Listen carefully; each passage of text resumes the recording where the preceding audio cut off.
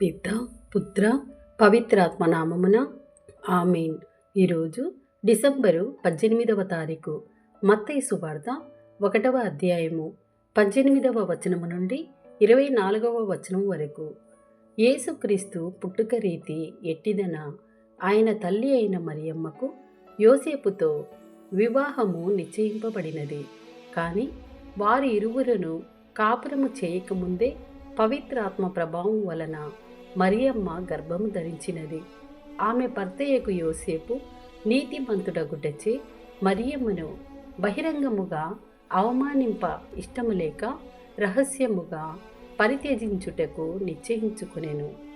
యోసేపు ఇట్లు తలంచుచుండగా ప్రభువు దూత కలలో కనిపించి, దావీదు కుమారుడవగు యోసేపు, నీ భార్య అయిన మరియమ్మను స్వీకరించుటకు భయపడవలదు.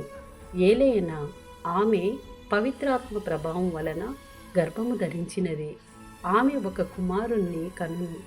నీవు ఆయనకు యేసు అను పేరు పెట్టుము.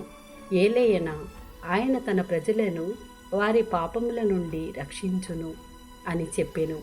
ఇదిగో, కన్య గర్భము ధరించి ఒక కుమారుణ్ణి కనును.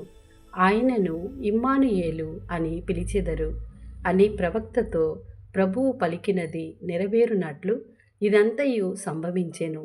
ఇమ్మానుయేలు అనగా దేవుడు మనతో ఉన్నాడు అని అర్థము. నిదుర నుండి మేలుకొనిన యోసేపు ప్రభువు దూత ఆజ్ఞాపించినట్లు తన భార్యను స్వీకరించెను. కుమారుని ప్రసవించినంత వరకు ఆమెతో అతనికెట్టి శారీరక సంబంధము లేదు.